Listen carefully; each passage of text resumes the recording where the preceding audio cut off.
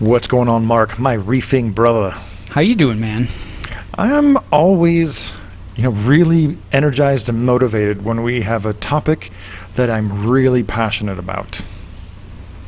Yeah, I think we're going to get a little riled up and ranty on this one. I have a beer on reserve just in case. Double your pleasure right here. I might need it.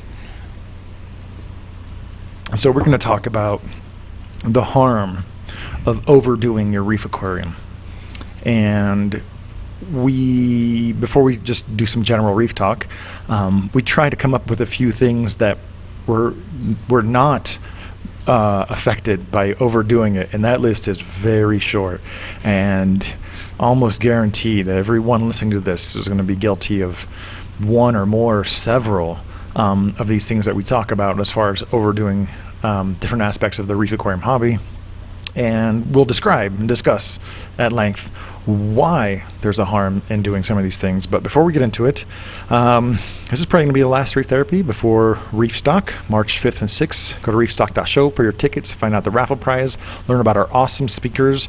As a speaker myself, I really deliberate who I want to spotlight and feature at Reefstocks. And this year, man, goodness, we've had like all the major speakers, but I think we kind of have a nice new different crop. So we're going to have Sarah Stevens of the Butterfly Pavilion talking about her Florida Reef Track Rescue Project Aquarium. She has a collection of some beautiful, some of the healthiest, juiciest Caribbean stony corals I've ever seen outside of diving. Just a short drive away from where I live right now. We're going to have Mike Sensky of Aquarium Design Group in Houston. Him and his company's installed about 2,000 aquariums over the last 20 years. Him and his brother Jeff are world-renowned aquascapers, and they both participate in lots of judging competitions and aquascape offs and things like that. And then Paula Carlson is director of exhibits or something like that at the Dallas World Aquarium, and she has the very unique privilege of having handled some of the rarest, most exotic fish ever. One that sticks out to me is she told me she got one of the first purple tangs ever to put on display back in the 80s. And she's worked with sea dragons and wrought iron butterfly fish, and did I mention sea dragons? And they have a flashlight fish exhibit at the Dallas World Aquarium. I remember back in the 90s, there was a write-up about the Dallas Aquarium, late 90s, maybe early 2000, but they had a Lord Howe exhibit. And I was like, I gotta get to Dallas, man. like a public aquarium. Yeah. I was there last year. They have wild Latezzonatus clownfish. They have a pair of large wild conspics, the comb wrasse, Chorus picta, kind of a showy fish, not colorful, but very showy. So these three speakers are going to be awesome today. I just shared the little giant list of raffle prizes, not even all of them, because a lot of them come in towards the end, or right as we're setting up the raffle. Other companies come up like, hey, you want something for the raffle? So between the raffle, the frags, the speakers, and just getting to see everybody again after 2 years is going to be awesome. There's some other shows that spread their energy across a few events every year, but we skipped last year and we're every year, so we got to put 2 years of energy and effort into this year, and man, I'm just really excited to get back in the swing of things. It'll almost be normal again. Yeah, if it wasn't my brother's 50th birthday that same weekend, I would have probably surprised you and just flown in and just been like, what's up? Because that would have been a fun surprise. It looked interesting and fun to go to, so yeah. But next year you tell your brother he's going to have to go it alone, because I think you're definitely on the short list of speakers for 2023. So yeah, that's going to be the short infomercial here for Reefstock. Just go to reefstock.show, and on this interesting top-level domain, but reefstock.show will take you to our landing page for the event. And that's what I've been up to, mostly. Nice. So you told us about a lot of aquarium work you were doing last week. I'm sure you've got some follow-ups this week. Yeah, the one just today, I know you and I kind of differ on things like substrates and some of that stuff. I don't like all the dead rock, dead sand crap, and I think it definitely contributes to the ugly. So I I've always been moving live rock from tank to tank to tank to tank, right? So this tank starting off with no, existing live rock. I mean, I did grab some crap from my existing tanks and throw it in there, but I thought, I'm going to seed it with some microbial life, and I just thought it was funny because it's like I hit up Indo-Pacific Sea Farms in Hawaii. Gerald, Mr. Gerald, he's a legend, right? And you get this box of just the kitchen sink of you got spaghetti worms, amphipods, copepods. I mean, there's all kinds of crap to dump in your tank. He always gives you a little bit extra, like little strombus, micrograzing snails, hermit crabs running around. And it was like Indo-Pacific Sea Farms definitely contributed to the diversification of what we consider a cleanup crew.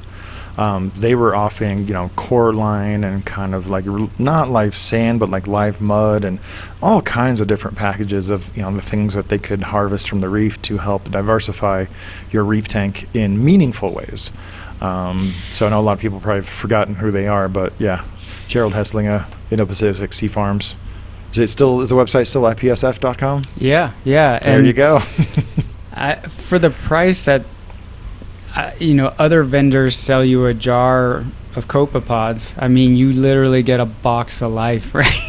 And it just got me thinking, old man, grumpy old men thing that we do sometimes. It's like, this is what it was all about, man. Like opening a box of just life. Like, he threw in a bunch of different macroalgae, which I didn't need, but, ogo, that kind of stuff that my tangs are just chowing down right now. And it's so much more fun than getting a jar of copepods for the same price. But yeah, so I dumped that in. On an unrelated note, it was kind of funny. My range hood above my stove has LED lights in it, and the ballasts keep burning out. And then I have to call the vendor, and then, they're like, well, we only sell ballast to authorized repair people. I'm like, just send me the ballast. It has quick disconnects on it. A driver, you mean? Driver, sorry, yeah. Yeah. And so, every 10 months, this little driver burns out. And I tried to contact them again, and I don't know, maybe COVID, staffing shortage. I didn't hear from them. So finally I was like, I wonder if I can just find a better driver, and all of us reefers, like, we're familiar with like the Meanwell brand, right? And they're pretty bomb proof. And so I just looked up the specs, and I mean, like, if you look at this thing, I don't know, I guess the podcast listener, but this is like something you probably find in a Neptune Apex, right? It's not it's like, it's terrible. But I found a Meanwell driver with the right specs, so I'm just going to wire that in. And it's just funny how the reef keeping hobby, it's like, I feel perfectly comfortable putting handling that in DC power. Yeah, and wiring up some LEDs with a new driver. I'm like, and I feel, check with me in a year, but I bet this Meanwell driver is going to run much longer than whatever this thing is. So, yeah, for sure. For sure. Anyway, I didn't mean to dog Neptune, but this looks exactly like the thing that burned out in my EB 832 that I was really pissed off about, that, on eBay is like $2. So you saw the post I did, I don't know, maybe a week or 2 weeks back about the smart CO2 controller? Yeah. South Korean company? Dude. Yeah. I was not sometimes. Most of the times you see these glamour shots of products or digital renders, and then you get it in your hands and it's like really plasticky, or just shoddy construction, or there's just a lot of things missing. The ECINU is the opposite. It is packed like a smartphone. Like, it's just like all foam inserts with like a little carbon fiber inlay. And I'm looking at all this packaging. I'm like, dude, you could probably drop the price $20 if you just put everything in a brown box, right? Like, I get the experience or whatever. But then the enclosure is machined aluminum. Oh, wow. What the For heck a CO2 controller. It's a little more than that. I'll get into it, but it's machined aluminum with a detachable magnetic screen with an optional USB-C cable. Here's another thing that's driving me crazy. I I've talked about, dude. I get a lot of emails about custom cables. I think we've talked about those a few times, but from the early episodes and cables.com, for those of you asking about custom cable lengths, power cords, and colors and right angles, and I'll do the same thing for USB-C, USB micro. I have all these little connectors to get a right angle, and there's a left hand and a right hand to just get that cabling just nice. They included a USB-C cable with a right angle on it, so that when you mount the remote screen, you can get real clean wiring coming out of it. I'm like, dude, who does that? So yeah, it's more than there's two models, but we'll talk about the big one. Comes with a regulator, and it's just the first stage, and then it goes into the machine, and the second stage is inside. And I opened it up real quick and saw that it's an optical bubble counter, so they're counting bubbles and approximating that to cubic centimeters of CO2, which is a real measure of gas being added to your tank. And it's got an added pH BNC connection.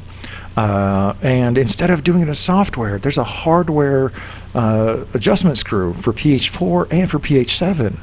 Remember the old time, hardware screws, American Marine pinpoint pH? I haven't seen one of those in forever, except the really cheapest Chinese ones, which only have a pH 7 little screw. But man, dude, when I opened it up, it was so much electronics inside, and I'm like, yes. That's how you do signal processing, to get a nice clean signal. So I haven't installed it yet, but man, just unboxing the thing and then pulling it out, you could club somebody to death with the machine and then go plug it in. It's cast aluminum. I'm like, man, we have so many pseudo deluxe items in the Reef Aquarium hobby that are just built with just the cheapest materials, and they're super lightweight, and they just look like if you dropped them barely they would break. You know what I'm talking about. And just receiving this product that is going to carry a very reasonable price, probably around $500 to $600. That's the regulator. That's the CO2 smart control with programming, and this really nice pH controller. Even the probe was nice, right? That's another thing. I've gotten some pH monitors from some other up-and-coming companies that come in tiny little packages with the smallest, shortest pH probe I've ever seen in my freaking life, and I can't wait till it goes out so I can pair it up with a much better probe.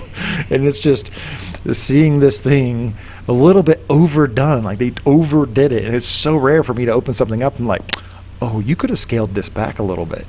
You could have toned it down, and I'd still be very, very happy with what you sent. And so I haven't installed it yet, but I'll be installing one on a planet tank to control CO2 into a planet aquarium. Then I'll be installing another one on a calcium reactor. But I do have a little conundrum, because I've been running the Aqua Vitro Division's Element CA calcium reactor. Yeah. I've been running it old school. And it works, and it's tuned. And by old school, I mean I just set the bubble rate, and I set the feet rate, and I measure the CO2 coming out, and I know that's enough. And it's running perfect, about 6.6, 6.7 coming out on the pH. So I'm like, oh, I don't really want to upend this whole thing. So I'm like, yeah, I have a couple tanks that could use a calcium reactor. So I need to get a new calcium reactor, because I'm dosing so much in a couple of my Peninsula tanks. I think one of them would be very suitable for a calcium reactor using this machine. So yeah, it's just that device, along with you and I both constantly searching for internet aquarium content, reef aquarium content of all kinds. I see so many build threads. I see so few comparatively finished tank threads. Show me the beautiful reef, or just show me the buildup of the corals and how you're aquascaping it and how you're grooming it over time. We just put out a video, an hour before this recording, of Evan. Just did a whole nice rescape of his tank and just curated all the corals that were growing on top of each other. That's what I want to see more. Now, before we get into the overdoing it, side of this conversation, Mark and I are the biggest gadgeteers. Oh yeah. Our old relationship, the beginnings of a relationship, is what fueled. That was the embryo for Reef Builders and talking about new aquarium gear. But man, if you look at all my sumps, there's 5 things. There was the great pulse start versus probe start ballast debate for metal halides, and then compare that to electronic ballast, and And, you know, we turned our noses at e-ballasts because they underpowered radiums and made them look nasty, you know. And so we are total nerds when it comes to gadgets. And yeah, I mean, I dogged Neptune earlier, but I mean, I love them too, right? Like I've got so much crap automated, it's ridiculous. Oh yeah, no, you're in, right? That is your lifeline to your tank when you're gone. Yeah. You know, you can make some adjustments. But we love aquarium gadgets for specific purposes. But I feel like there's a machismo involved with having every bell and whistle. And I feel like more effort being put into the tank build thread or the tank build video series than the actual aquarium. And I get it. I totally get it. Some people are into the gear, and for them it's just kind of a reason, you know, to have all these toys. You know, I understand that there's, you know, people who love cars and driving them, and people who love cars and just want to be, you know, what do they call them? Tool heads or monkey wrenchers, or I don't know what they call it. I'm sure somebody's screaming silently in the background right now. But gearheads, you know, they just want to work on the engine, and they want the engine to hum really well, but they don't necessarily want to drive the car. And I see a little bit too much of that. And I'm not saying there's room for both of it, but what is most popular tends to affect the direction that other people take with their tanks as well. So if they see that all the popular videos and all the popular threads are you know, building tanks with just all this stuff going on, they think that that's what a reef tank is supposed to be. I think the influencer YouTube celebrity thing contributes, and I don't want this to come off you know, crapping on them, because I don't mean that, but I think if you're a YouTube person and let's say you're like me, you've got like maybe, you know, I have, you know, 4 tanks with corals in them, and you started this podcast, you had 2. Yeah, I mean, I've had more in the past, but yeah, I was on a downward turn and simplifying my life, and then this happened. But yeah, if you're just feeling the pressure to constantly produce content, right? And in your case, you have a ton of aquariums, and there's always something interesting happening, and there's always a new product to review, and you can run 5 different calcium reactors on 5 different tanks. But like somebody that lives in a condo that's a YouTuber that has 2 tanks probably feels pressured sometimes, like, what am I going to talk about this week? And so what they do is they go out and they're like, hey, I just installed a Kalkwasser reactor. Hey, this week I installed an ozone reactor. I installed a UV sterilizer. And I think that they're looking for interesting things to produce content around, but the viewer is like, oh man, I need an ozone reactor. I need an ozone unit. I need a UV sterilizer. I need a Nielsen reactor or a Kalkwasser reactor. I need a calcium reactor. I need an automatic water tester. I need an automatic water changer. Controller, Guardian. All that stuff. Yeah, it paints a picture for somebody that's a consumer of like, oh, you know, and I don't think that the YouTube persons that are making these videos, I don't think that it's their intent. They're just exploring things and making interesting videos, and they're trying to create something new and interesting for you to watch, right? But it creates that disparity of, you know, because the most boring YouTube channel would be me. You know, I know everybody's asking for pictures of my tank. I'm boring. I don't switch crap out on my tanks, right? My sumps are boring, and that's actually what I plan to talk about at Reef at Aquashella this weekend. I'm going to show sump after sump, just bare bones with just what needs to work, and then I'll show the tank full of happy, healthy, thriving corals. So I think we can just go down the entire list and discuss the things that are getting overdone, and it's basically everything. You know, and this was one of the things I've kind of regretted about the hobby since I've ever been into it, is that there's not enough women like really reefing, you know, and right now they're following the leads of all the men content creators. This would be a very different hobby if it was balanced or female dominated. We would not have all these toys. There'd probably be a lot more additives and special foods and things to nurture more and less to tinker with. Yeah, I agree. And that's as close to that line as I'm willing to walk up to. I was going to say something, that bothers me on Instagram, but I'll let it go. Yeah. So let's start out with RO units. For sure. So here's the thing. Everything we're talking about, for sure, there's an application and a time and a place and a reef tank that needs it. But it's not across the board, and that is the problem. People are taking, these benefits from everything and thinking that all of it applies to their reef tank. And RO units is one of those things, man. I remember being super poor, and all I could afford was a tap water purifier, and I got a replacement cartridge like 3 or 4 times a year, right? It took me 3 months to save up for that $30 or $40 replacement cartridge. When you're a teenager, that's a lot of money. So I dreamed of having an RO unit. And I remember finally getting into it and kind of getting more into industry and going with that 3 stage, and then going with that 4 stage, and then going with that post stage, and then the DI separate. Oh, don't forget the deionization resin. The silicate buster and... Mm-hmm. Yeah. Then the backflush valve, then the shutoff valve, then the pressure gauge. And next thing you know, you've got, just this weird, home scale wastewater treatment plant. And I'm like, this is not what I signed up for. Oh, I forgot the booster pump. Booster pumps are actually super dope. But yeah, you see folks like just going crazy about it, and they don't really necessarily know what's in their water. And they'll have a TDS meter before and after, but you don't really know what's coming out. All you need to remove is, chlorine, chloramine, nitrate, phosphate, silicate's a tough one, and then heavy metals. That's it. But, your raw tap water is not raw. It is so thoroughly treated. And I see these people just go crazy trying to remove every last thing, then to take a bag of basically the entire periodic table of elements to add to the water. Just like, what are you doing, man? So I've come full circle. I am, I'm blessed of having very cleaner than usual source water, but I think in a lot of places that I would live, I would probably stick mostly with the carbon, because I'm in a position right now where even after just all the carbon, it doesn't take out silicates. I can get up to 2 ppm silicates in my feed water, probably why I grow a lot of sponges. And I forgot where I was going to go with that. I would probably just use carbon, but even if it has some phosphates or some nitrates, I don't have algae problems. I'm over here dosing nitrates to the tanks, every couple of days. And so it just seems like a fool's errand to strip everything from your water only to add it all back.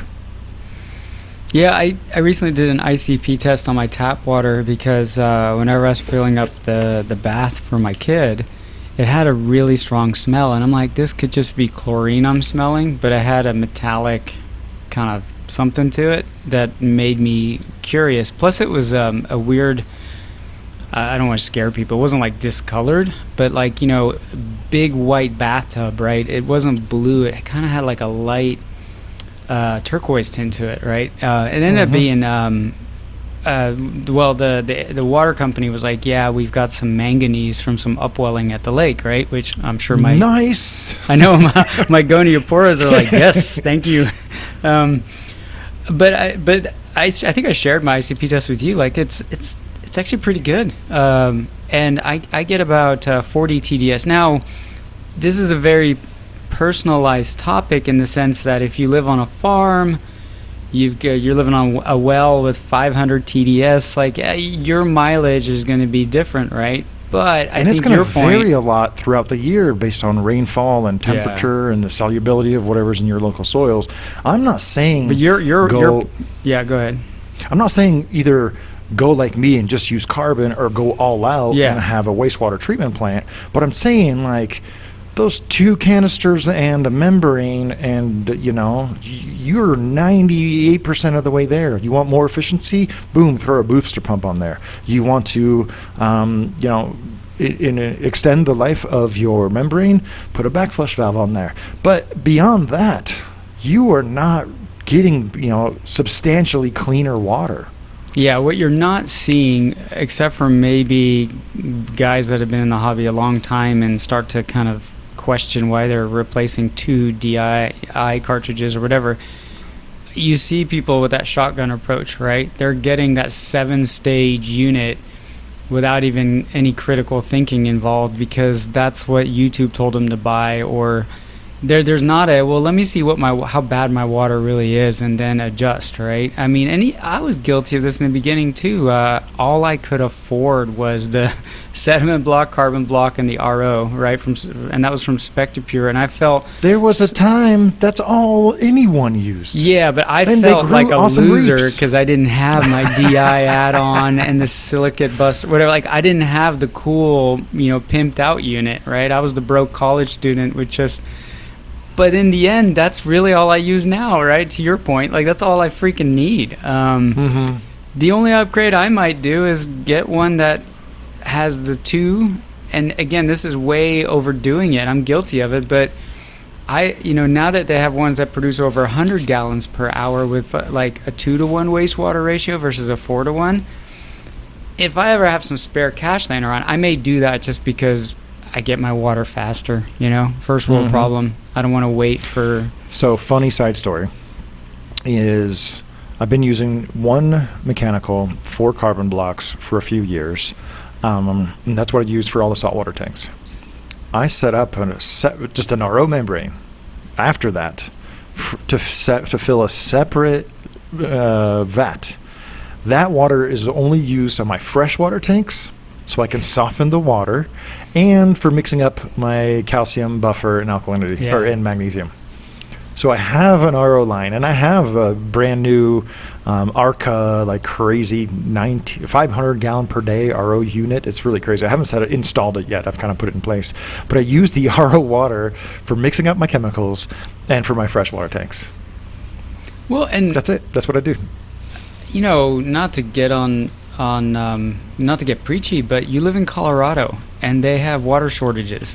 So the fact that you did the analysis and figured out that the water that you're getting, you can do a 0 wastewater solution for your reef tanks is commendable, right? I mean, like, if you're living out in Colorado and you're doing a 4-to-1 wastewater ratio in a place where people are, short on water, I'm not trying to harp on those people. Like, they're trying to take care of the reef tank, but like, maybe take a second look at that equation and see if you could get by with something more efficient, or maybe like exactly what you're describing. Maybe you just need some good carbon blocks to remove heavy metals and chlorine and keep trucking. And by far, if you have a 2 or 3 or 4 stage RO, the most mileage you can get after that is a booster pump.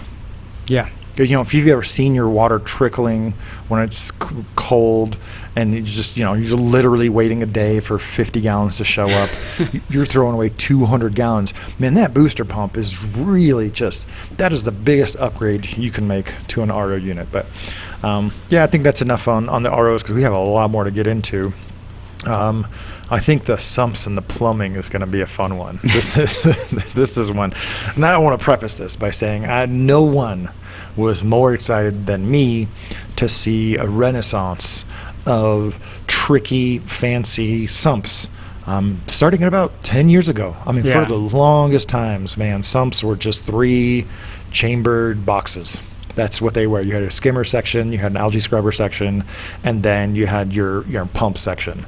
And I love seeing some sump designs incorporating, styling. I like seeing the rim around the sides. I like seeing lids and things are getting a little bit more enclosed. I like the heater holders. It's nice to put those in a spot and know where they're going to stay. The Vertex iSump sure did look cool with all those small tubing going all around for your probe and for your dosing lines, but we're seeing too many $200 sumps being sold for $500 just because they have bracing, probe holders, and dosing line holders. Like, do you know how much that is to add on? It's like $50, and you can put it wherever you want. It's not built in.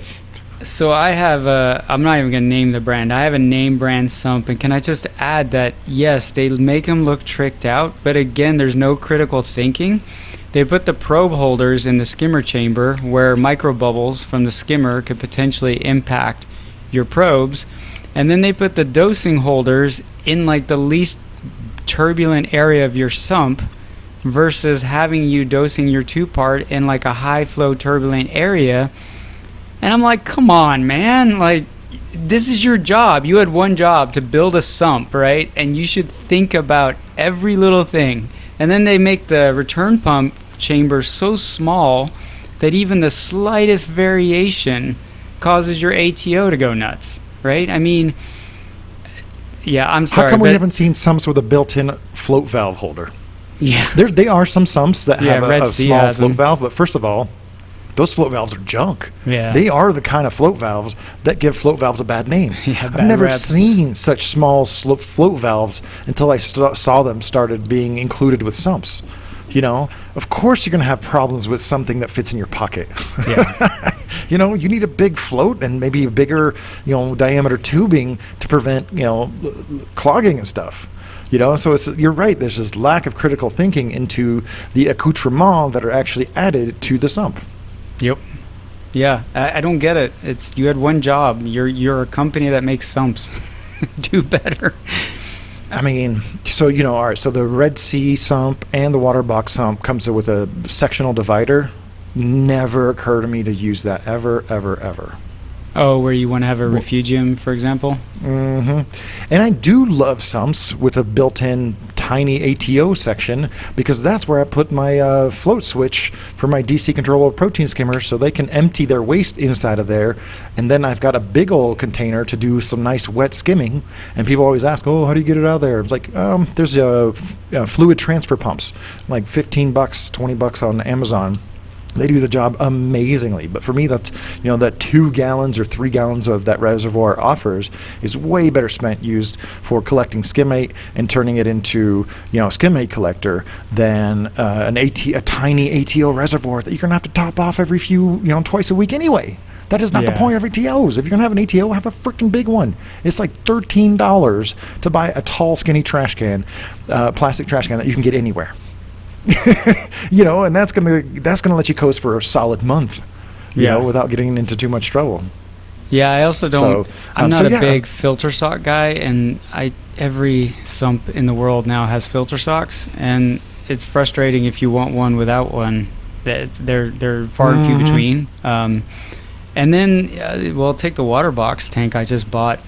The filter sock holders, I cut them out, of course, but they're like 2 inches below the top of the sump, and I'm thinking, and so you're getting all that splashing and salt spray right up at the top, whereas I'm used to having the water level like halfway down the glass wall, so that's where all your noise is happening. And then you got to clean your sump walls, but your stand stays clean. So I was like, why is nobody talking about that? But anyway, now we're complaining about sumps and not overdoing it, but tangents happen.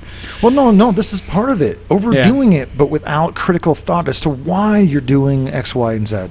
Yeah. There's, again, I'm going to say it several times, there is a use case application for almost everything that we're ranting about. Right? And I love some tricky sumps, but man, you don't really need all of this stuff driving the price, up from $40 for a 40 breeder at $1 a gallon sale up to, $400 because it's got a couple baffles and a, filter sock holder and a couple probe holders. And just like you mentioned, they're putting the probes in the wrong place and they're putting dosing lines in the wrong place, and you're just much better off getting a big glass box and using some magnets and doing some of that stuff yourself. Agreed. For sure. And speaking of plumbing, I like tricked out plumbing if that's like you're going for the attractiveness of it, but I also feel like there's a little room there where people are replacing perfectly good plumbing, like they get a Red Sea tank or a water box tank and then they cut it all out and put tricked out plumbing in. And if their goal was like, well, I like to keep my coral organisms with this kind of methodology, and that requires me to have a manifold for this or that, like, okay, all right, cool, but I mean, you just need a drain and a return, and so as long as you're doing it because you think it's fun to glue PVC and have cool colored pipes, that's fine by me. But like, as long as we're all on the same page that it's like you didn't technically make the system more effective at keeping animals alive, right? So, if you have one tank and you want to have a lot of dials, right? You want to feel like you're in a control room. That's one thing. I know you have something to say about controller boards, but not at the expense of having a nice reef tank, right? So these bells and whistles, they're fun. They really are fun to look at.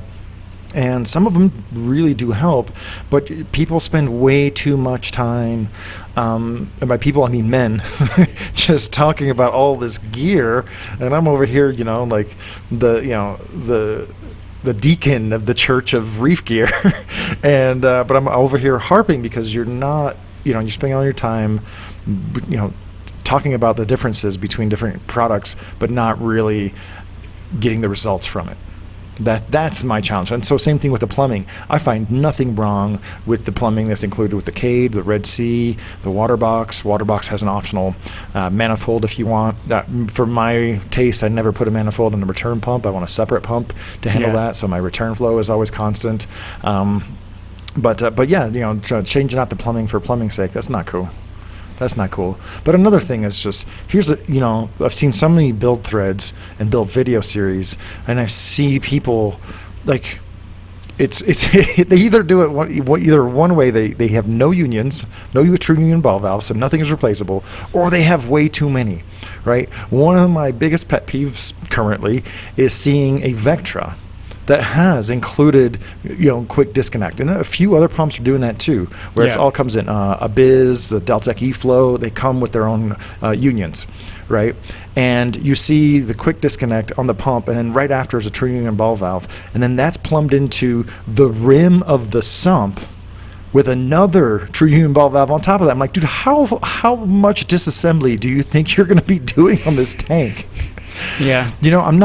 This is not a humble brag, but when I'm done plumbing, I barely even check for leaks because I have so few connections. I don't have leaks. It's so rare. The only thing that is going to leak on me is something needs to be screwed in a little tighter, like a bulkhead or a threaded fitting, or is a crappy bulkhead that I might have to replace. Start with the stock, and I've done that with some external overflow kits. But other than that, there's just not that many connections. I'll give it a quick glance, fully expecting not to see any drips. Yeah, I get pretty lucky with, knock on wood, with plumbing, but I think it's also because I don't complicate it. I see some of these guys who have like $400 worth of plumbing with every 90-degree elbow, and I think, okay, the more you have to fit stuff, the more you're going to run into, and then quick disconnects, O-rings, all that. So that's another thing. They will buy custom PVC and lots of true union ball valves, and then there's like 4 90-degree elbows on their return pump going back to the tank, killing all the back pressure. I'm like, yo, you ever heard of 45s? 22s, man? 22. I have 22s. I had a special order of that thing. You want to get really serious about flow? Get yourself some 45s and some 22s and some Spaflex. Ace Hardware usually has all the different sizes. Nothing looks cleaner than just the fewest number of fittings that are required to go from the pump to wherever it needs to end up. And there was a time where Spaflex was the thing to do, and now you never see anybody use Spaflex anymore. I always have I have Spaflex on hand. Yeah. It's one of those things. You can try to dry fit everything and get it exactly perfect, and then when you glue it in, it doesn't quite fit. Man, you have a little Spaflex. Boom, there's your inch or two of wiggle room. And so here's the thing. The case for Schedule 80. Schedule 80 is really designed for high pressure applications. Public aquariums should totally be, using cleaner and primer and special tools to make sure everything's seated 100% properly, and they should be using Schedule 80. But it's for high pressure applications, and so in some regards, it will reduce vibration. But our pumps are so quiet now. That's not even like a concern unless you're still using a mag drive. But you probably should, you're probably not using a mag drive on a custom plumbing install. But what else reduces evaporation? Non-rigid tubing, right? So silicone tubing used in a couple places is cool, but Spaflex will do the same thing. Absorbing vibration instead of passing it along to everything in the system. Yeah. I love me some Spaflex, man. It just makes every plumbing kit setup just that much smoother and that much easier for small adjustments. And you know what? a lot of times when I first install something, I won't put true union ball valves because I know I'm going to get in there one day. I'm going to cut it open, and then I'll put the true union ball valve where it made sense to make the cut to access the thing. Right, but again, we have so many pumps with quick disconnects. It's just not an issue. The only thing I do like about sometimes using unions when you like quick disconnects when you don't need quick disconnects is when you're trying to line pipes up, right? And so on the vertical pieces, for example, like let's say you have two L's that need to meet. Now there's no good there's no reason for that, but just hypothetically speaking, like it allows you to loosen those quick disconnects and swivel the pipes so that they meet perfectly and then tighten them down. Absolutely. Right there that with makes you. sense. Like that makes Flex will also do that. Yeah, that's perfectly. true. But here's another one. You don't need true union ball valves everywhere. You can use a single union. You don't have to have that ball valve on your drain, right? You drain the tank out, let it keep draining, and then just get a towel when you open up that union and catch that water, and you're good to go. It's going to be like a teaspoon's worth of water. And those things are not cheap when you add them all up. The true union ball valve is probably like 5 times the cost of just a single union, just a regular union. Yeah, I'll be right back. Absolutely. Someone's calling me. If you want to pause, right, so you can. Or you can keep going. Yeah. So I think we've harped on rock a little bit, right? And oh man, I feel so lonely now that Mark stepped away for a moment.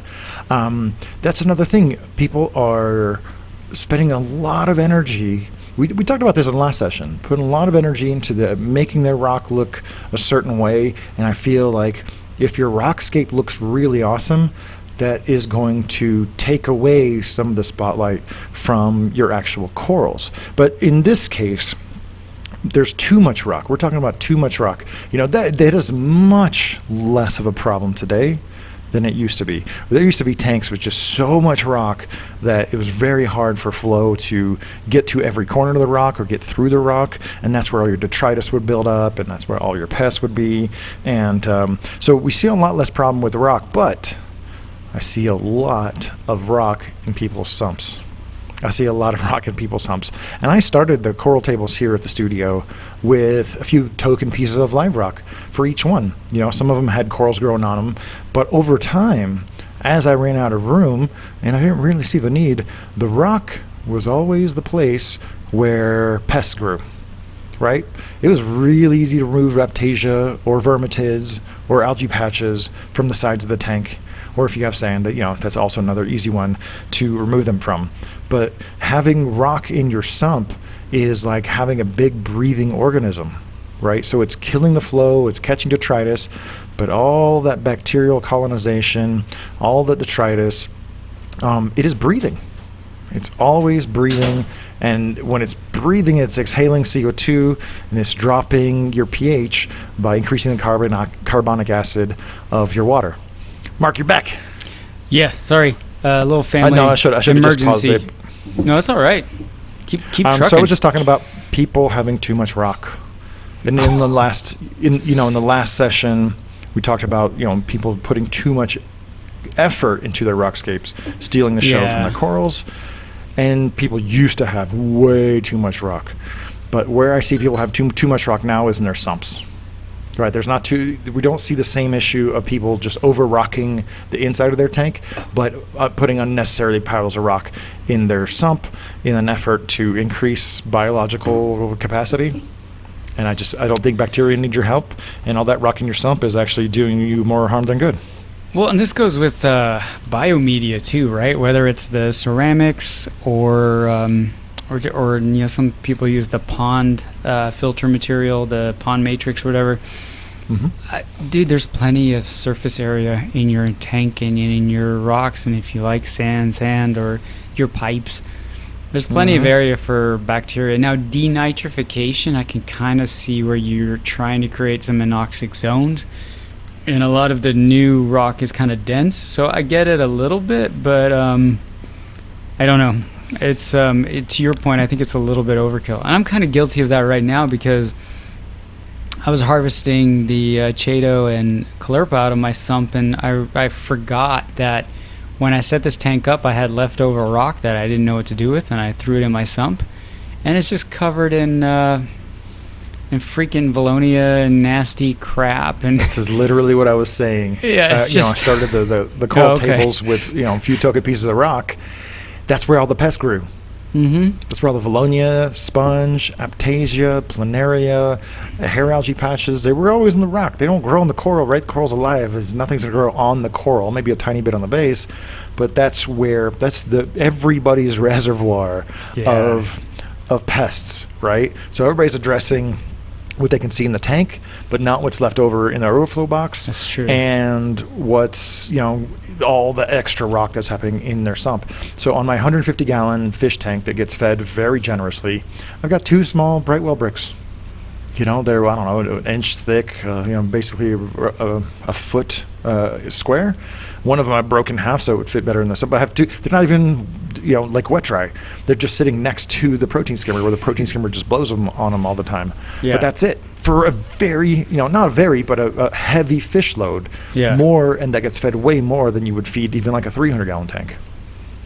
Yeah, I just laugh. I don't laugh in a mocking way. I don't mean this in a bad way, but it's just these build threads where they do use a substrate and they have a ton of rock and then they set up like bricks in the sump. And I'm like, well, is that for some special bacteria that, So I just forgot, going back to the plumbing, is the flow rate through the aquarium. People have, we talked about this about return outlets. My 3-foot tank has 2 return outlets. Like, I only want 1 return outlet on my 6-foot tank. Yeah. I only got 1 return outlet on my water box and my Red Sea. Why does my 3-foot 75-gallon tank that actually holds 55 gallons of water, why does it have 2 outlets? And the overflow box, it comes with so many drains.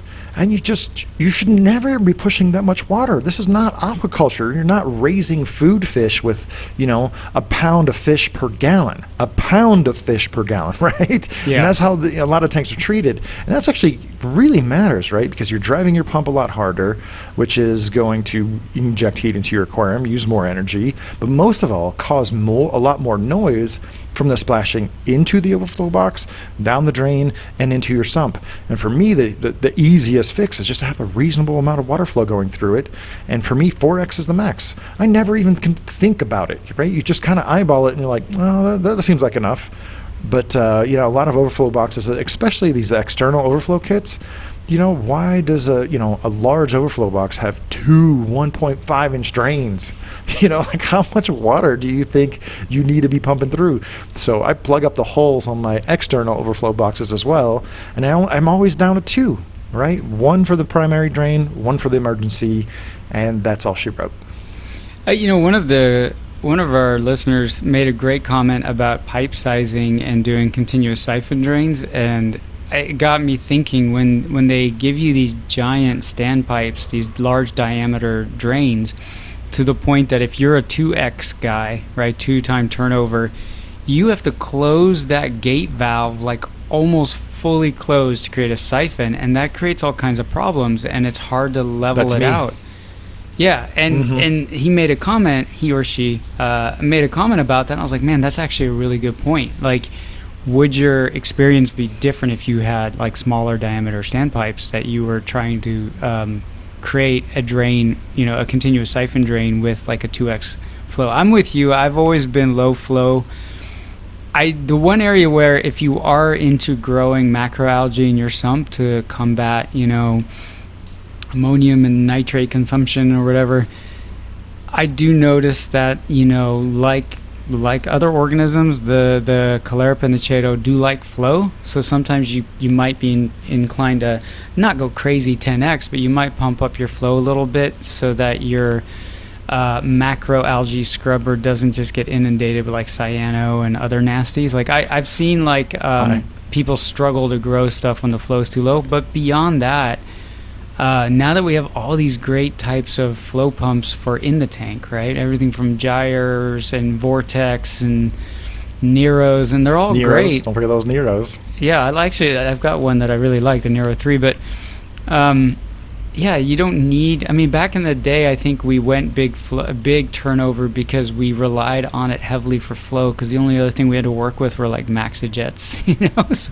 So we were little internal power heads or externally top mounted. Oh yeah, called top pumps.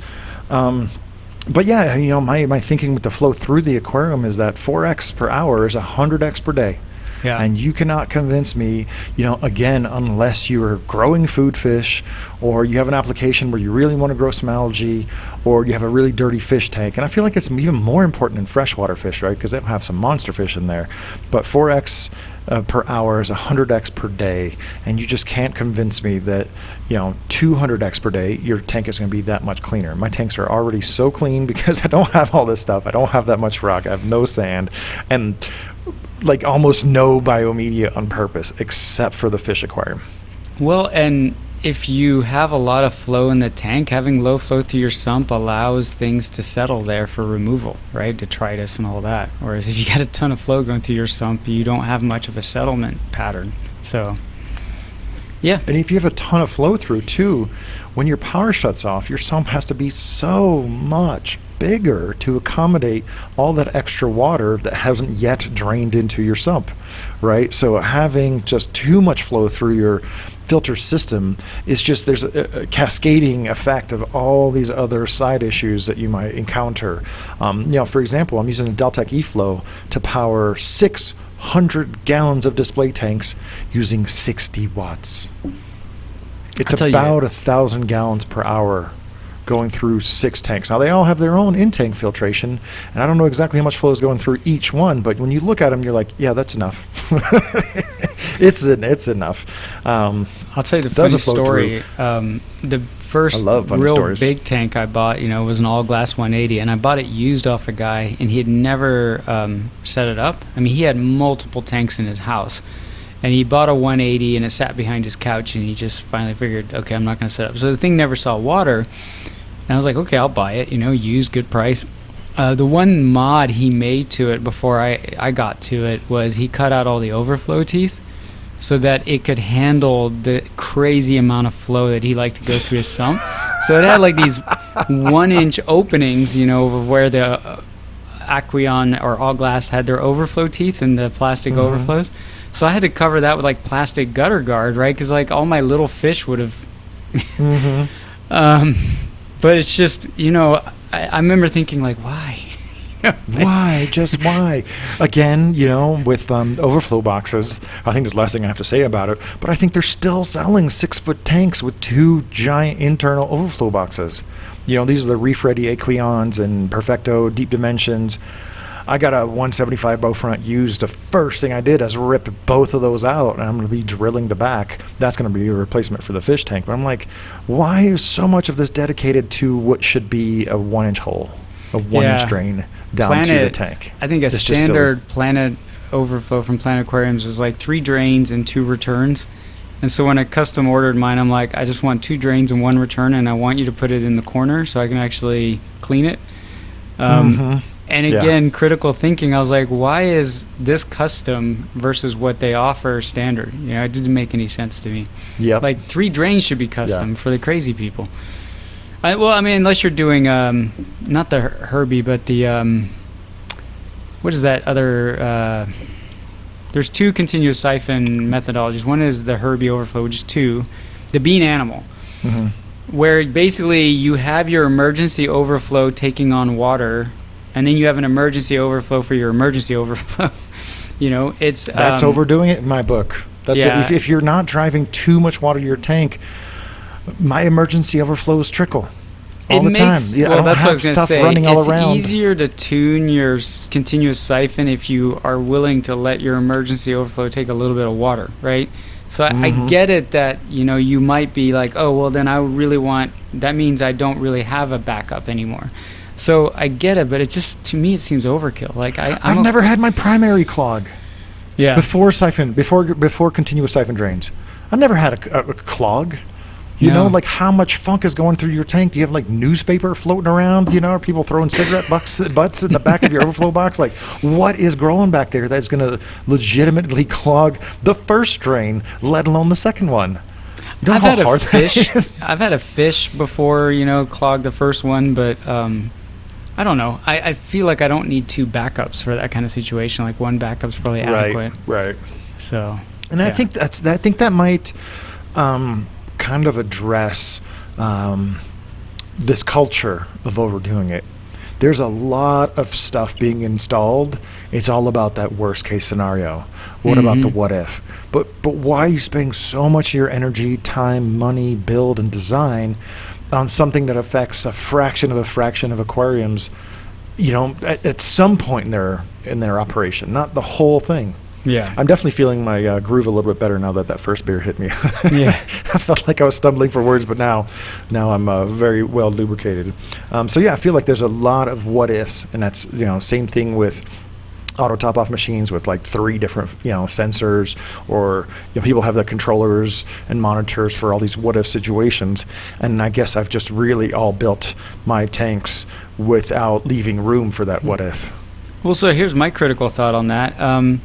If you're paranoid about 2 pipes clogging, so you're willing to go through the effort of plumbing up a whole 3rd drain, odds are you're also thinking about a controller.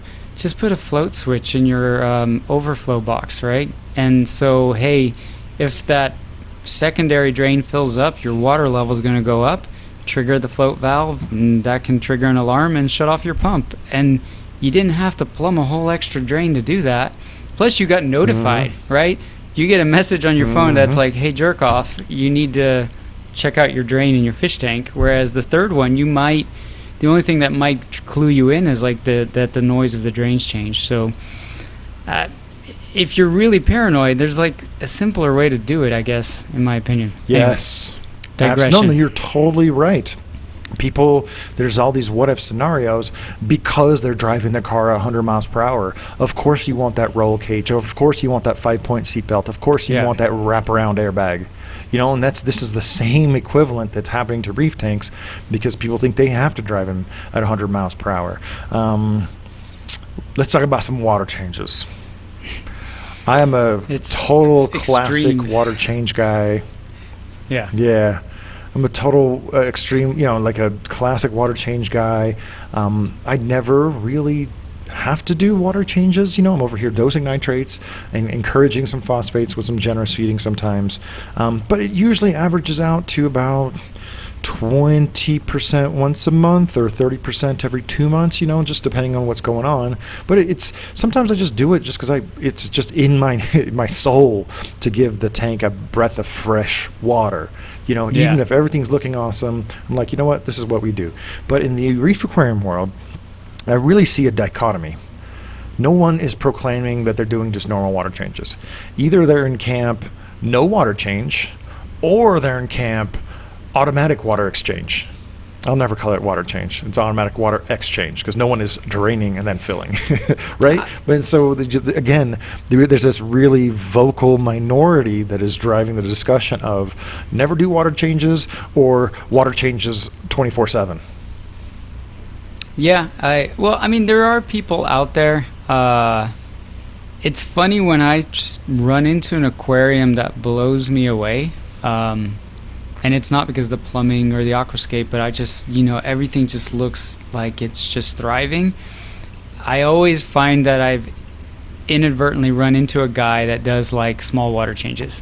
And small, frequent water changes. There was a tank recently where I was like, man, that's a great tank. Or he had like 3 tanks in his house that were great. And then, okay, let's go look through his little YouTube history because he actually makes videos about his tanks and I don't. And it's like the guy did 5-gallon water changes on we're talking like 150-gallon tanks, right? So you're thinking like, well, what does a 5-gallon water change do? But there was something to be said about like he went in there, he would clean out his sumps, right? Get all the detrital matter out. It was surgical, if that makes sense. He didn't just remove 5 gallons of water and re-add 5 gallons out. He used that removal to remove algae that was like problematic, like very surgical. Like I kind of saw that with your recent nano reef video where you went in there and you went after some of the Valonia and stuff. This is how this guy tackled it. He was just very surgical, and I was like, that's kind of interesting, right? Like a surgical water change, that's not about volume and dilution. But if you do those frequently enough, then the things that you eventually need to dilute are not building up. And so that's an awesome point. Yeah. And, go ahead. And I usually do water changes just to suck out detritus. I am more likely to do a water change because I want to clean the sump, which we're going to do all next week because we're going to have some visitors, and then because the tank needs a water change. So that's a really good point about the guy doing these surgical water changes to remove offending material, more so than trying to get ahead of nutrients or something like that. Yeah, and I'm not preaching his method because I don't do that, right? But like his sand bed looked immaculate. Really? Right? You don't do that? No. I have detritus everywhere. Oh, goodness. But I also view detritus, not to counter my own argument, but I mean, a lot of detritus is inorganic, It's ugly, but it's just there, There's different types of detritus also. You have some of that really fine brown stuff that's obviously just kind of poop in the corner of your sump. That hasn't finished decomposing. And in my tank, I've got these corners of... And in my tank, I've got these piles of detritus that are like mostly sand and like bits of coralline and stuff that's just kind of fallen from the rocks. Yeah, like that gray matter. That to me looks like, but that's a good point. I don't like automated water changes where you change a gallon a day. So I do have an AWC set up, but I do it so that I can mix up a batch and then... it's like semi-manual, semi-automatic. I push a button, and I go back to my day job working remotely at home and join a Zoom call, and the thing does it for me. And then maybe quarterly I go old school with a gravel vac and stuff. So for sure, if I was a freshwater aquarist, I would have a system like that, right? Where you could turn a couple valves and just have it drain to a certain amount and then fill up a couple valves and tank would refill. But you had a good point about people who don't do water changes. Do you remember what it was? No. How the lengths that people go to not... you want to elaborate on that? Well, it's just, it's like there's so much analysis and deep thought and intent and gadget buying all to circumvent water changes, right? And all these methodologies. The gymnastics. That's a good way to put it. The gymnastics of just going so far out of your way to not do water changes, as if we don't all need just a little bit of physical exercise. Right. Right. Like I eat one meal a day, and it's this nutritious shake, and it's like, or just get a little exercise every once in a while. But just again, it's odd, when you think about every little product, right? Carbon, okay. The thing that carbon does, you could also solve with a water change. Ozone, same thing. The water clarity abilities of UV, water changes, get you pretty close to that too, right?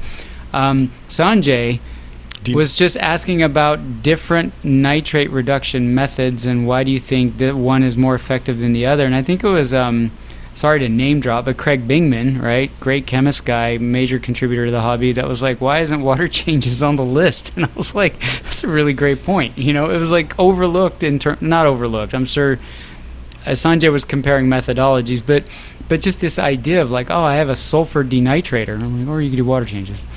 And if you have an 800-gallon tank, I get it. But, if you're your public aquarium level, right?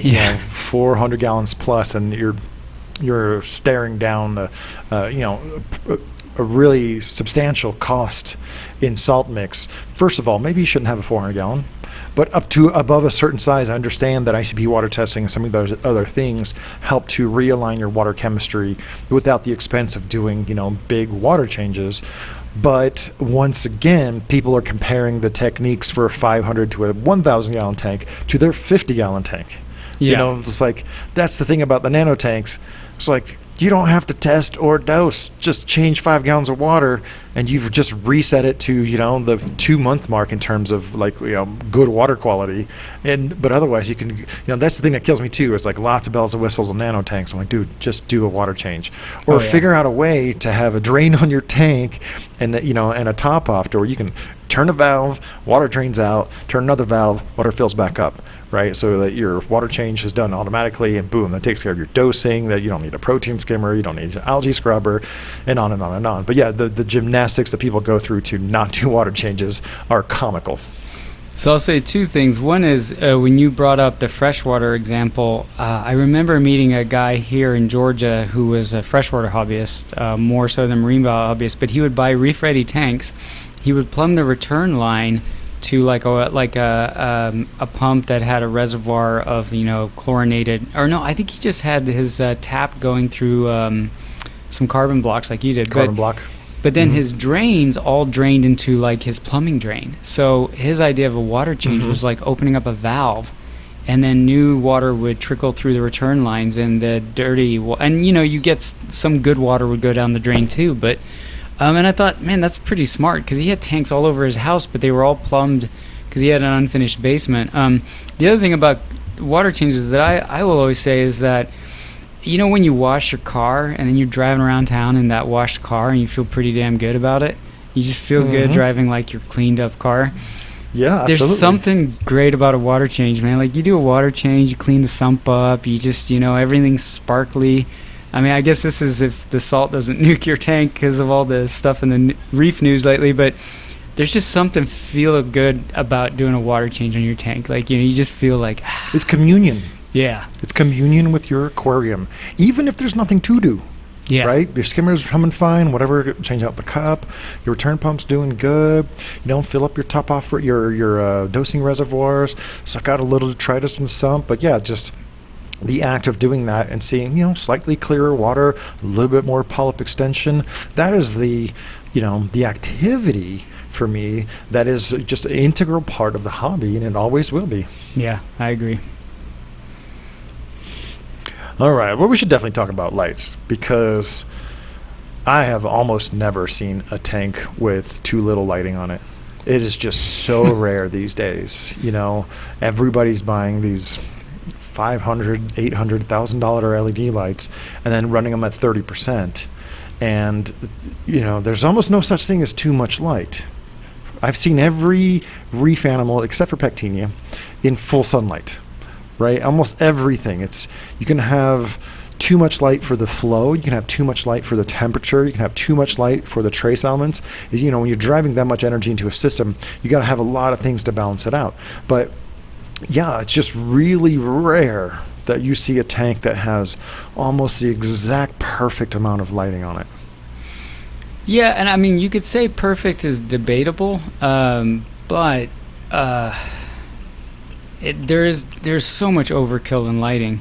I have a random theory about lighting that I was going to bring up in the original subject that we were going to talk about, but we can talk about it now for 2 seconds and elaborate on more. Is I always wonder if a coral, let's say a coral has a suggested par range of, well, let's take an LPS, right? Probably suggested par range is between 50 micromoles and 100. That might be something that somebody suggests.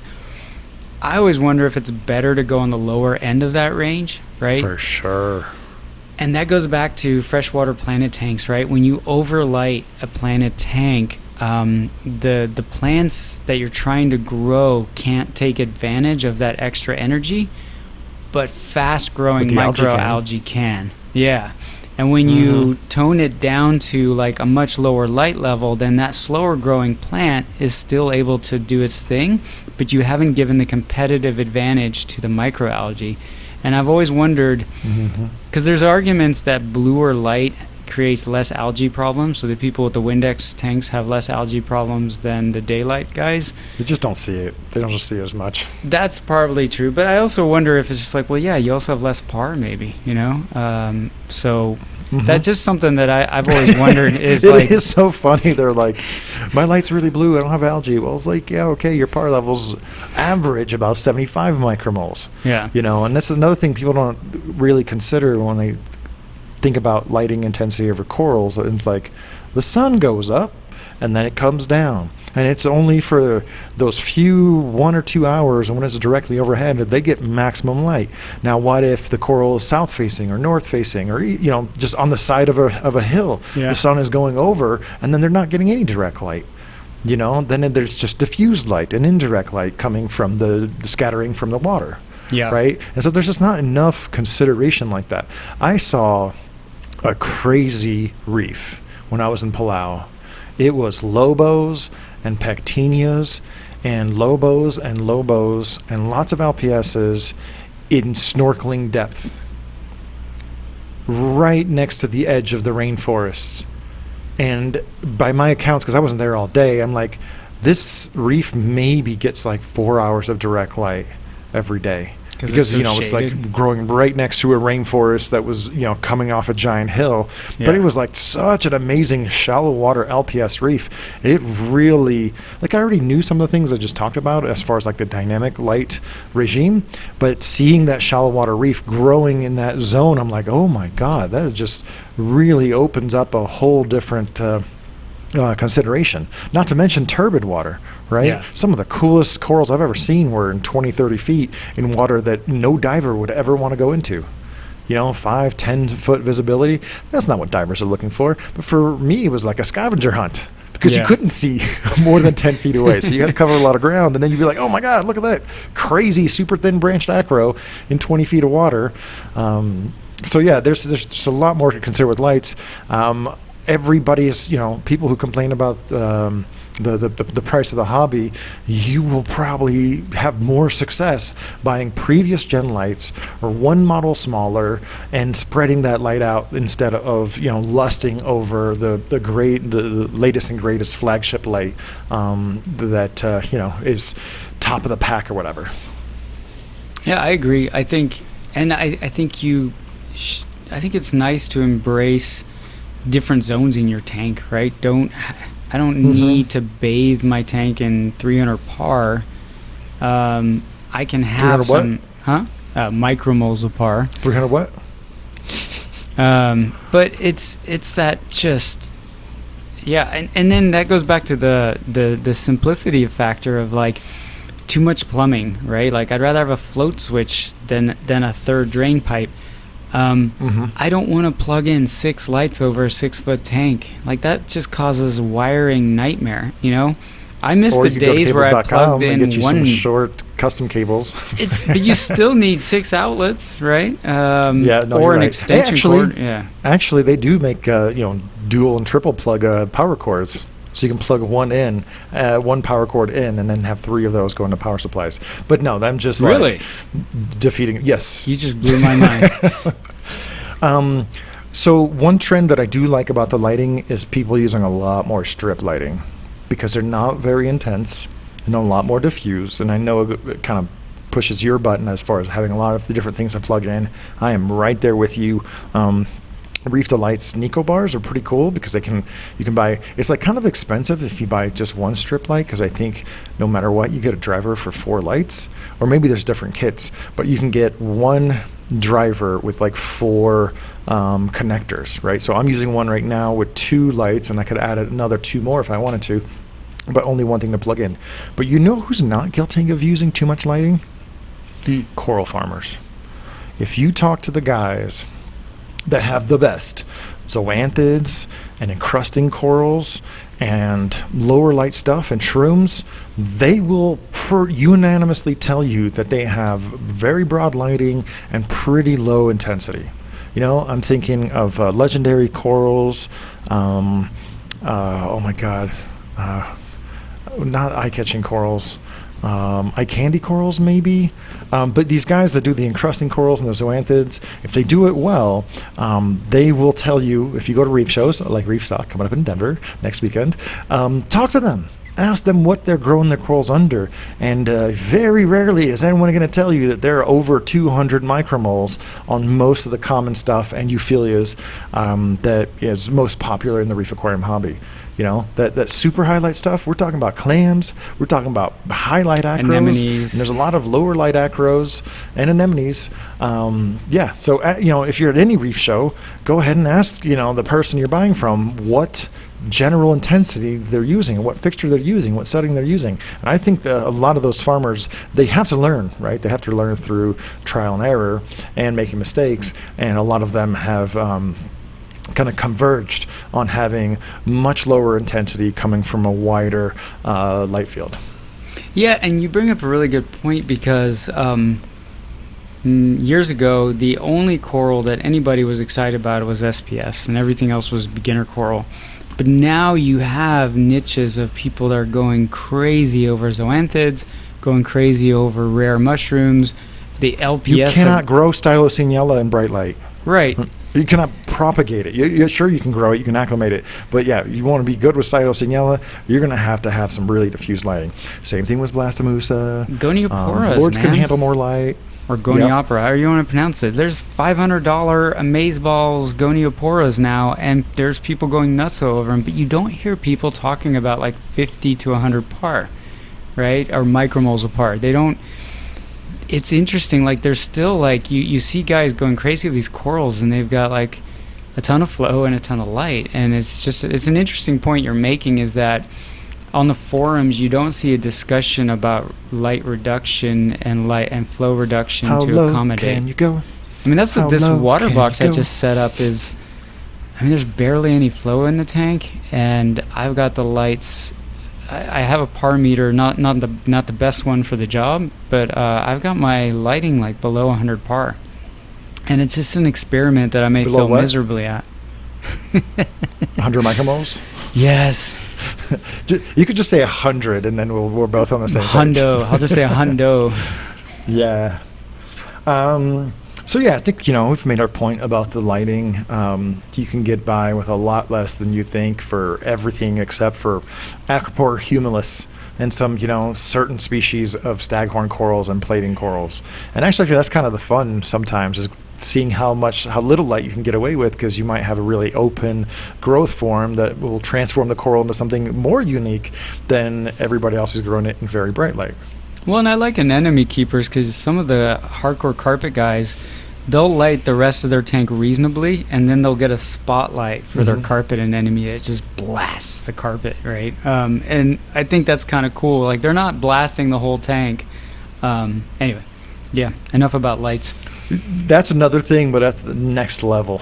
Yeah. Which I do love. Maybe in a future session we can talk about next level stuff that actually makes sense. Let's see. Food. I mean, I think that's an easy one, man.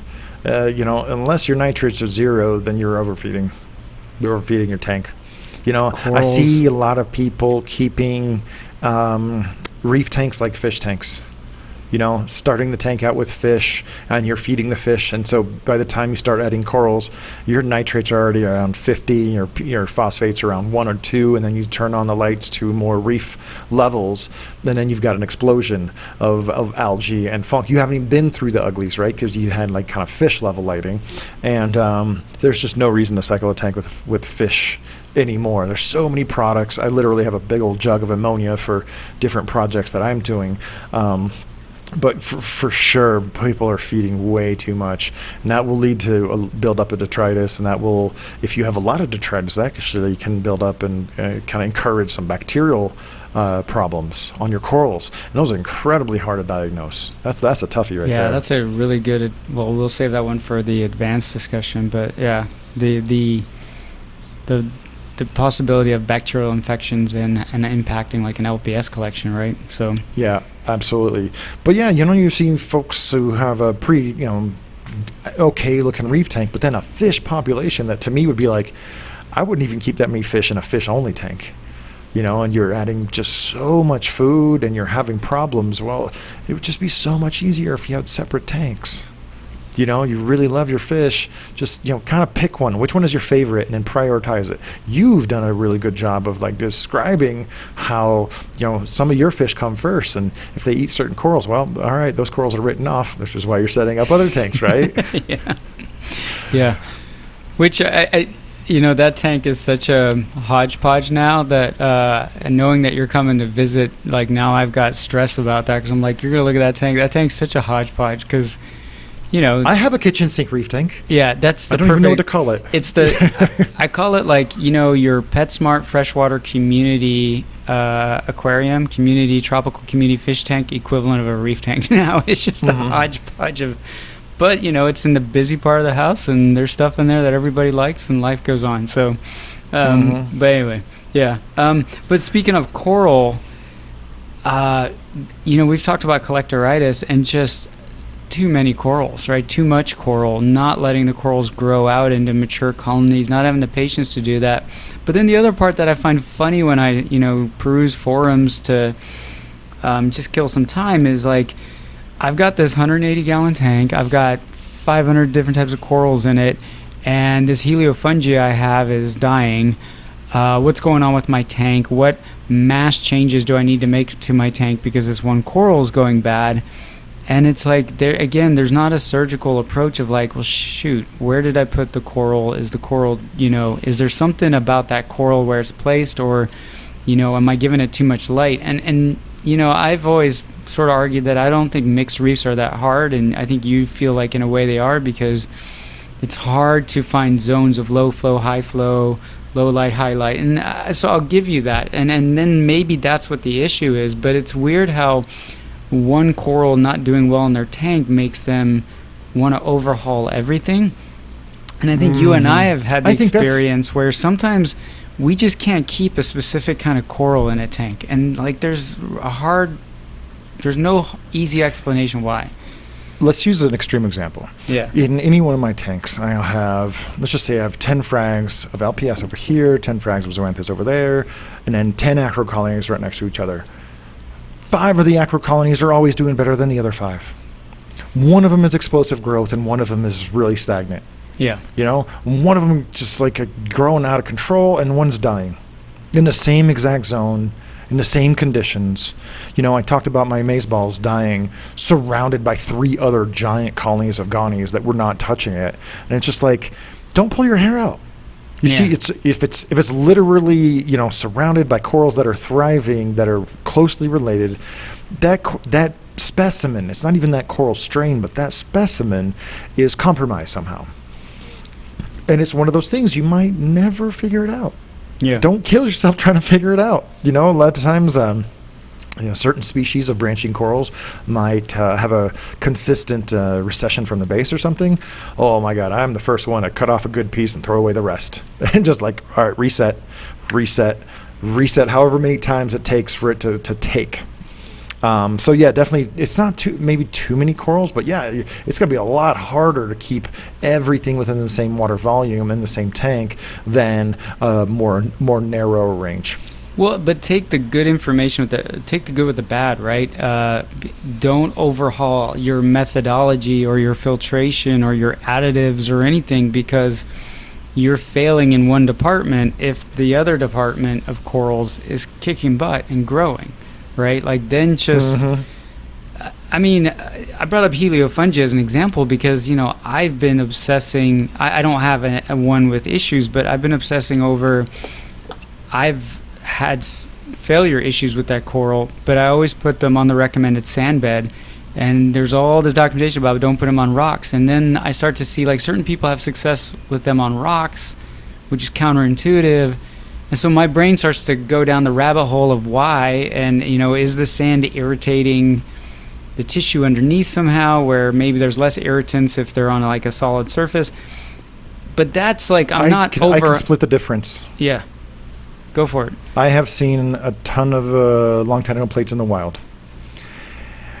And I've only seen giant ones on the sand. Okay. I have seen so many long tentacle plates in the reef. Usually semi-sheltered, right? They're not like getting pounded by flow, but usually kind of coastal zones, slightly turbid water. And it's just always catches your eye because it's like a torch coral that's just more out there. And you look closer, you're like, oh, That's a fungi, that's a heliofungia. And it's only once they reach a certain size that you see these big, like bucket lid, dinner plate sized dudes sitting on the substrate of some kind with a whole ecosystem of shrimp and pipefish and small crabs, like, all living in it. But they're usually really big when they're like that. Interesting. Did you see the video from Mile High Reefers, Scott Anderson? That's his the tank one alone that for triggered. half a year. That's the one that triggered, because he's had success with one on rockwork, and I was like, You'd think that would have been one of the first things to go. Yeah. And he just came back, and I was like, that thing had, but it does reflect where I've seen a lot of long tentacle plates. I think there's some certain spots in Palau where there's just like fields of this stuff in enclosed lagoons that get super hot, no flow, very little water exchange, and it's just like a long tentacle plate paradise. So maybe to keep long tentacle plate, you actually just have to put it in a dumpy aquarium. I'm not saying Scott's tank was dumpy. I'm just saying the reef environments. But that was one thing that was really striking. Big ups to Scott for sharing his experiences, because it triggered it got me thinking, man, to see like how of all the corals that suffered, the long tentacle plate was not one of those. The two little fishy stack rocks, right, cut on both sides. I ordered like 5 pounds of that, just like a little, a small amount, because I have a 6-inch heliofungia that's doing okay, but I'm thinking of putting it on a piece of flat stacks rocks in my sand bed, so it's elevated off the sand bed a bit, and just see if it seems happier, right? But Mile High Reefer, like, that's who caused me to start thinking about that, because I have had past experience of failure with heliofungia on a sand bed. So I have never bought one, because I've kept them so many times at fish stores, and there was never a rhyme or reason to the one that was going to do well and the one that was just going to melt down in a couple days. But yeah, Scott's experience definitely encouraged me, and because you mentioned two little fishies, Julian Sprung might have a little surprise when he comes to Reefstock next week, because I was looking at a list of WYSIWYG corals from Australia, and I found a thing that he's been looking for forever, so hopefully he's listening. But here's an interesting thing. You can actually do some citizen science about the long tentacle plate. I love this tangent. I love it. We're going all the way. Let's do it. You can do some citizen science on this and just do, image searches of long tentacle plate. I did that, in the wild, and compare the size of the ones that you see within the reef and the size of the ones that you see on the sand bed. Right? Because that is going to be very informative as to where that difference lies. So I've never seen them in the wild, but I did a lot of Google image searching because my brain went the same way. But it's interesting because fungias, not heliofungias, but just regular old fungias, I've always kept those on the sand bed, and they do fine on the sand bed. I've never had issues with them. But when I have seen them diving and snorkeling, they're always in rubble. Like just large chunks of rocks, and they're just like tilted, and you're almost like somebody dropped them there, and you feel bad for them, like, oh, who put you there? You don't belong there. But then you're like, well, no, that's where you are. Like, nobody put you there. And I've never seen them on a sand bed. So I mean, you probably have, because you've been compare the sizes of the ones you see growing off of rocks and the ones you see in the sand bed. That's a good that's food for thought. I'll think about that. Okay, well, I think we have a couple more topics of overdoing it to talk about. I want to talk about dosing. I have never, not once, got into trouble underdosing a tank. Yeah, there was, I don't want to pick on the person if he's a listener, but there was somebody that was struggling with corals and fish, and then started to think, well, he needed to shift gears and change to a different methodology, and the methodology was one that required a lot of dosing, because he was having all kinds of failure to launch essentially in all his corals. And I was just reading it like, man, if I just had one of those weird mystery tanks where corals were just constantly failing on me, I would start to strip it out, like strip all things out, right? Like throw every additive into the trash. Yeah, like the whole 30 diet for your tank, right? Like I would go back to old school water changes, keep the skimmer clean, keep your alkalinity and calcium. Kalkwasser to start? Yeah. Kalkwasser? Yeah, just basic Kalkwasser. Keep things in an acceptable range, and then start to see how things go. Maybe do an ICP test just to see if there's just some... because I mean, like you hear about the magnet leaching or like something, but yeah, it blew my mind that it was like, wait, you're gonna go try something like zeophyte or moonshiners, or like that's not the path you should go on, man. Like, you're in a path of death. Like, go remove variables.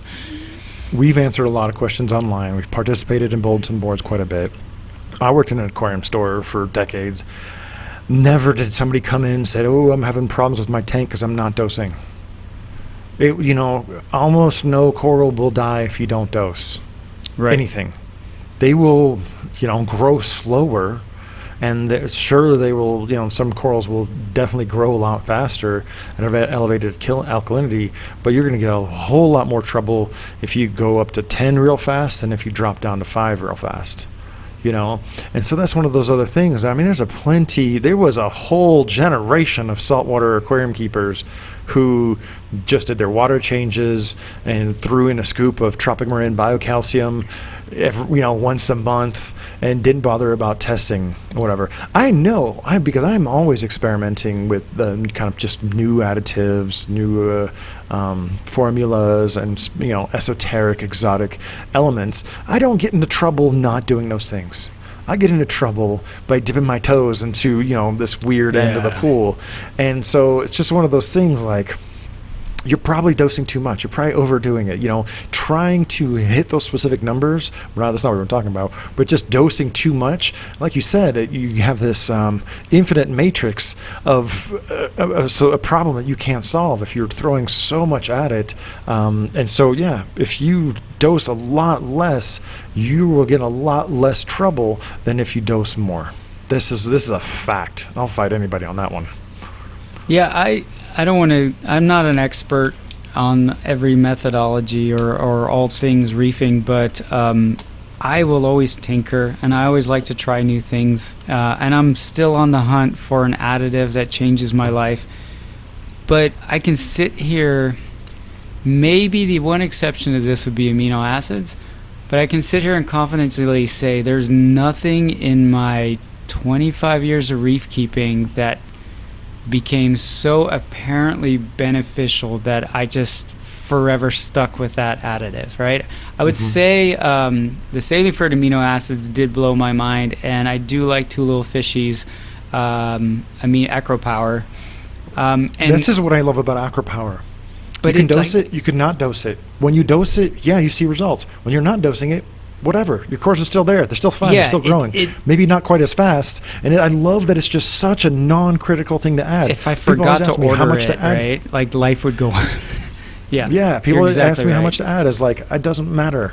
It doesn't matter. Just don't go over this much, because then you're just kind of wasting it, And that's one of the things I do love about that, relative to some of the others where there's like this really strictly regimented prescription of what to do, like Zeovit. I'm like, oh, that's I think that time has passed. Even the Zeovit guys, man, they're not following the recipe anymore. I don't see those Zeovit tanks now you got anymore. Like Moonshiner and all this other stuff, and which are hybrids, I guess, of the Triton method. But I mean, you and I have known each other a long time, and nothing has bubbled up in our constant tinkering of additives that I said, like, hey, I discovered this 15 years ago, and I will not run a reef tank without it.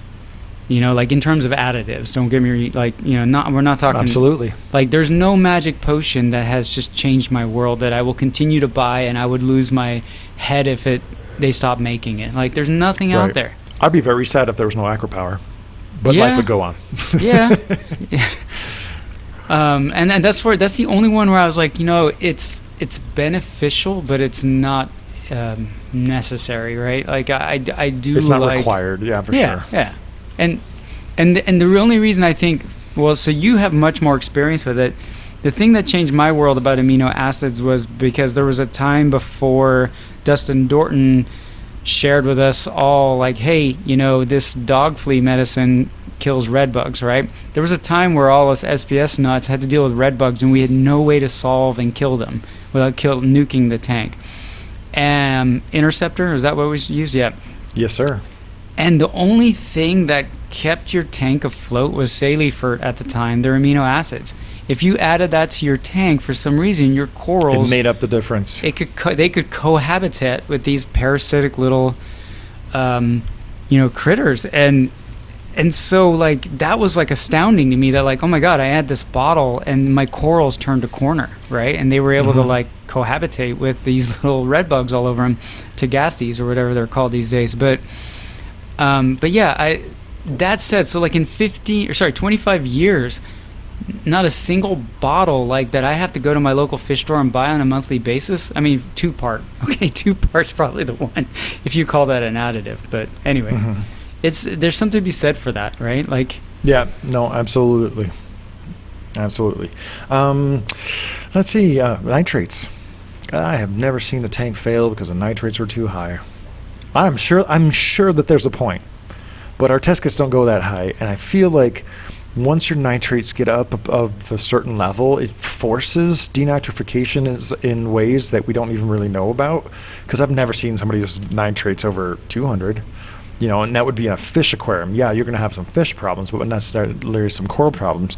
And what I'm trying to get at, though, is people demonize the nitrates so much, to so many extents, that they'll have some denitrification process, maybe a denitrator, a bigger protein skimmer, various kinds of algae scrubbers, various kinds of tips and tricks, trying to address the nitrates, and it just really takes away from the enjoyment of their tanks. But, except for like, some HLE insensitive fish like regal blue tangs and certain Zebrasoma species, what else is there? I don't see this massive detriment of crazy high nitrates. Once again, up to about a 200-gallon tank, it's pretty easy to do a 25% water change and put a serious dent in your nitrate levels. It's very hard to get nitrates up so high that you're really actually losing corals. Like I said, I'm sure there's some examples, and maybe back in the day there was more examples of those nitrates getting way out of control for someone who had a saltwater aquarium with some corals in it and they didn't realize. But it doesn't have to be as hated as it is. And like I said, now I'm going around like mixing up my own potassium nitrate and tossing into a few tanks that I know constantly bottom out to zero. Yeah, I mean, I guess I can say first that I probably am not qualified to have an opinion on it, because I've never had high nitrates, so I don't know. But the only thing I've ever really encountered that was okay, like that makes sense, is back when fish-only aquariums were pretty popular and you had the angel nut people, like I'm an angel nut. Yeah. A lot of them would anecdotally report that when nitrates were too elevated, their angels would stop eating. That could just be that the water was crappy to begin with. Like if you have high nitrates, the water is probably polluted in many other ways too, right? And then they did a water change and their fish ate again, right? So that's actually an awesome point that you bring up. There's a lot of carryover from freshwater, from fish tanks, from ponds, these ideas that get inscribed in reefers' minds that don't necessarily apply to our corals. Like I said, I mean, I'm sure there's an extreme case out there of someone cracking $1.50 on their nitrate, but you just don't see this in everyday life. And a lot of that demonization is a carryover from the saltwater fish tank days, where certain fish, at very high levels, nitrates behaves like nitrite, behaves like ammonia. And, again, just go back to doing a simple water change and you're good. But it's just, people installing all these what ifs and all these parachutes for things that have not necessarily happened yet. Just pay more attention to your corals. Do you have any other points of like people overdoing it? I mean, for me still, it's like too much light, too much sumps, too much gear, too much toys. And I don't mind any of that if the reef tank really reflects the amount of effort that you put into the back end. If your reef tank is just so dope, and then you have all the bells and whistles, there's one tank that comes to mind. It's that good dude Wesley in Germany, who's an elevator repair technician. Yeah. That guy, his tank looked apart, and he had all the bells and whistles, lots of stuff he built himself. But I just want people to pay more attention to driving the car than tuning the engine. Yeah, I mean, I guess not just nitrates in general. I mean, we're trying to close this out in general, but I don't have a phosphate test kit. I do have a nitrate test kit, but I think it's expired. And that's not to brag. It just means that like I've never had to use those metrics to fix anything. Now, granted, I don't have a crazy fish collection, right? I don't feed tablespoons of food, so maybe that's part of it. But it just I feel like I'm you're right there barking with up the you. wrong tree if that's where you think your answers are. I have nitrate and phosphate test kits that we measure to make sure they don't go too low. Except in my fish tank. In my fish tank, I don't have an automatic filter roll on there yet. That's a project for this year when they get moved over to the bow front. They're definitely going to have the filter roll. But I test phosphate and nitrates to understand their consumption and try to prevent them from being at zero for too long.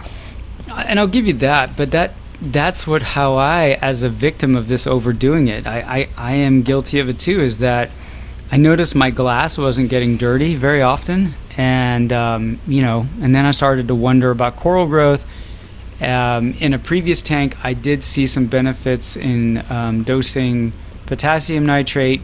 I saw a lot more expansion in corals, so I did whip out that expired test kit, and I tested, and my nitrates were 0, and I started dosing calcium nitrate from ESV. Because I did test my potassium out of curiosity, and it was good. And I was like, well, I don't want to add potassium if my potassium's good, but I don't really care about calcium. And then my cool crushed coral bed that always stays white because my tangs graze it like it's live rock started to grow these funky little red turfs and stuff. And then I was like, what's going on? Oh, what did I change? Oh, I started dosing nitrates, and it's just like I overdid it, right? Mm-hmm. And in the end, I really wasn't having any problems. I was chasing a little more growth. We're chasing perfection. And in all honesty, shot myself in the foot. Yeah. This entire hobby is trying to achieve an unattainable perfection. First of all, the one thing you have to realize is all these corals, they are, just fighting to stay alive on the reef. Right? Most reef environments are also not an awesome place for corals to grow. Right? Yeah. They have to deal with predators and pests and grazing and competition. So our reef tanks are already more of a paradise, in most cases, than many reef environments. We've talked about this already before, but yeah, that's actually the fun.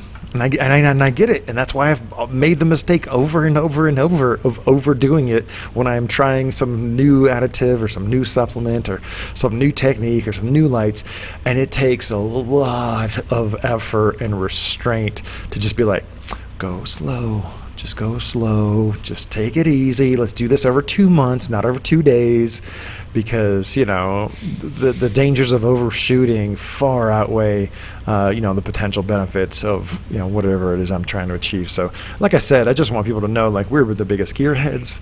We love gear, especially when it's used well, and every one of these things we've tried, they have their place. But just because, the most upvoted tank on the forum has, a nuclear reactor of pipes and plumbing and gadgets and doodads in the back, that really is almost, to me, a counter indicator of future success of the reef tank. I mean that. Every time I see an overthought, overbuild, over-engineered back-end sump or whatever, to me, I've just seen it so many times. You're like, almost guaranteed that person is going to be selling that tank in like 2 years because they've had so many struggles, because there's so many levers and dials to pull. When at the end of the day, it's just like, hit a certain salinity, keep it at a certain temperature, don't let your levels get too low or too high. And most corals that are worth looking at are going to be fine with that. Yeah, and I think the hobby is a lot more interesting if you adjust your mindset, because I've had a lot of friends that got into it and they loved the build phase and the technical whiz phase, and then when the tank goes on autopilot, then they're bored and then they sell the tank.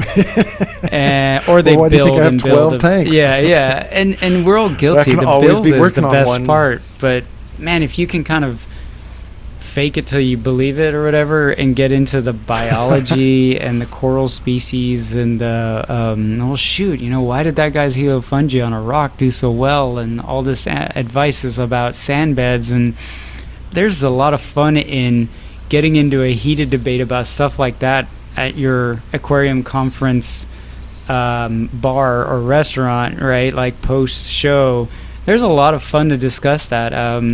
Some of my favorite discussions are usually about stuff like that. But yeah, so, and there's a lot of good analysis there, but it's just that we are our worst enemy, right? Like our constant desire to tinker, mess with stuff, try something new, overkill. We need a shirt. We need a shirt that says something to that effect. Like, stop messing with it. But, I know that a lot of diehard hobbyists these days are really tuned in to all the gears and the bells and whistles, and I don't want to alienate anyone, not just because we want to retain the viewership, but because we just want people to understand that for sure there's one or two things you can cut out of your reef tank and you will never miss it. So maybe that's a little personal challenge for 2022. Just pull one thing off. Maybe you can install something minimalism. Else. Can you run your tank on 4 plugs? Dude, Ali with his 3 or 4 plug reef tank, and it's just amazing and beautiful, and there's no tricks and there's no magics. That's what we aspire to. I do enjoy the gadgets, but especially when they perform a function better than the next gadget. That's what it always is for me. I think we fell off the wagon with the book recommendations, and my bad.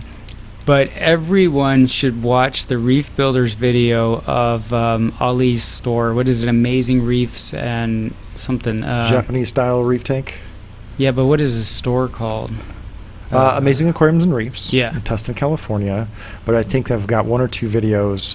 A more recent one was I just featured a store, but a really old one. It's like almost 1 million views. Yeah. That was a Japanese style reefscape or something. But the more recent one, you go to every tank and, he just describes, it's got a sump and a skimmer.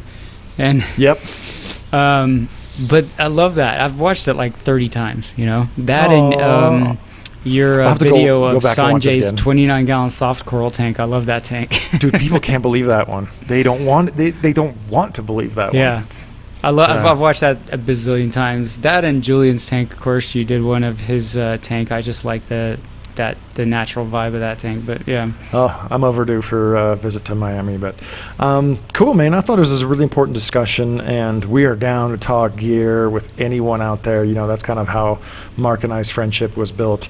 But it's just, I think almost all of us, and I'm the first one to raise my hand and say I'm guilty of overdoing it, overshooting it, and overthinking it. So think about the 1 or 2 things you can plug on your reef tank this year. I hope to see a lot of you guys in Orlando for Aquashella this weekend, so literally 2 days after this gets published, and the weekend after that, March 5th and 6th, at Reefstock here in Denver. I know we've got a lot of local peeps who listen to Reef Therapy, so shout out to all my Mile High reefers. Make sure to come up and say hi at Reefstock, and we'll probably be back with another session in 2 weeks, shortly after Reefstock, talking all about what happened.